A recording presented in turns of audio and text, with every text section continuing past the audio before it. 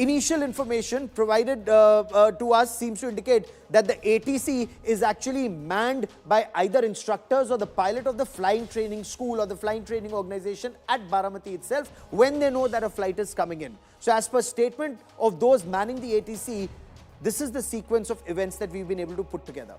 This morning, the aircraft VTSSK, it came in contact with Baramati at 18 minutes past 8 in the morning.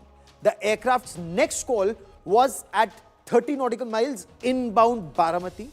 This was when they were released by the Pune approach. They were then advised to descend gradually. It's called descend in visual met conditions at the pilot's discretion. So you come in gradually to land. The pilot has to make visual contact with the runway.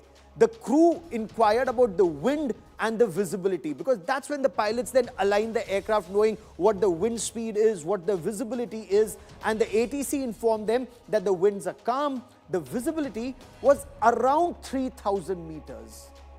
Less than usual, which is about 5 kilometers, but that's in the Indian Air Force. For visual flying, it's not instrument flying. Instrument flying, you can even come in when visibility is much lower, but this is visual flying, not instrument flying.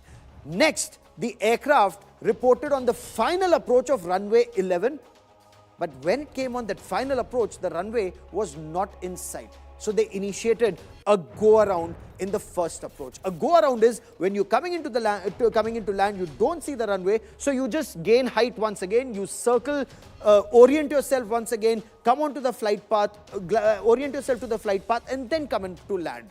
After the go-around, the aircraft was once again asked about its position, and the crew reported that they were on final approach of runway 11.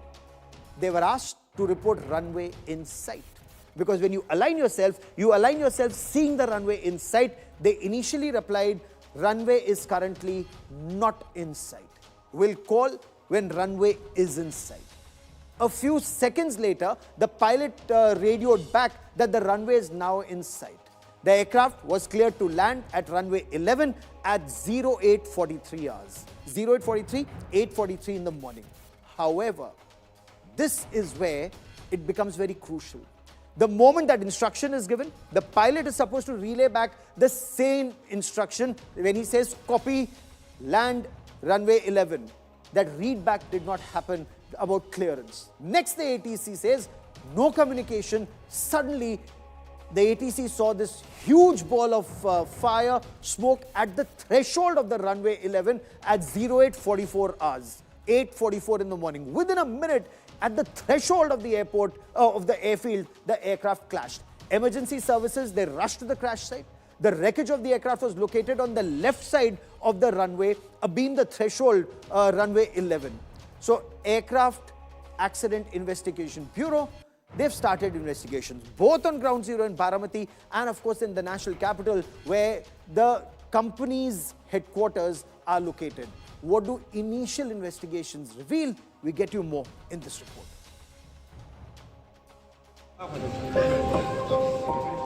Maharashtra is in mourning.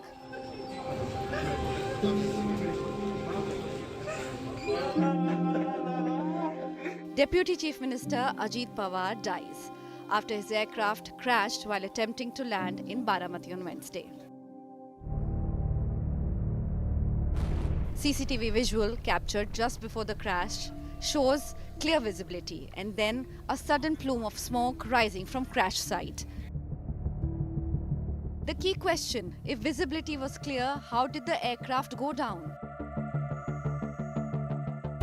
Ajit Pawar was headed to Baramati, his political stronghold amid Zilla Parishad election activity. He boarded a Bombardier Learjet 45XR operated by Delhi-based private charter company VSR Ventures. The aircraft took off from Mumbai at around 8:10 am. Flight tracking websites show a normal route, normal altitude and speed until the final minutes. But Baramati airstrip is small. One runway, 1,770 meters, and crucially, it's uncontrolled.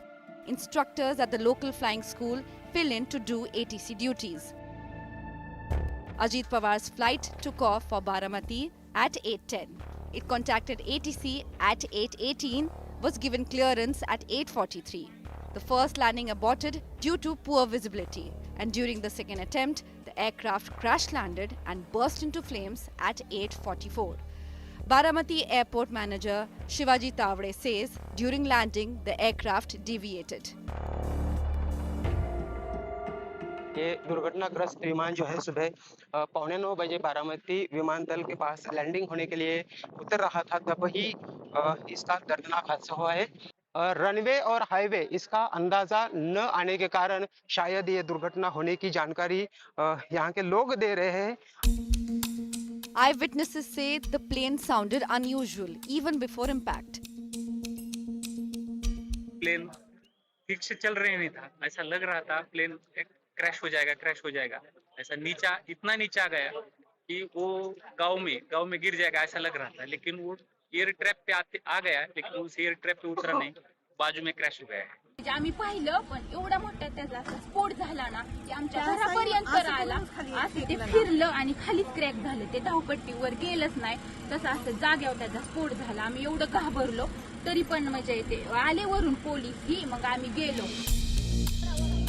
The owner of VSR Ventures claims the aircraft was safe and the crew experienced. It's a very, very sad incident, very unfortunate incident for us and for VSR. We have been flying Mr. Pawar in and out to Baramati. This is not the first flight that we're doing now. And it is prima facie lag raha hai ki it is a matter of low visibility. Now the DGCA investigation will determine the cause: pilot error, runway conditions, visibility or aircraft failure.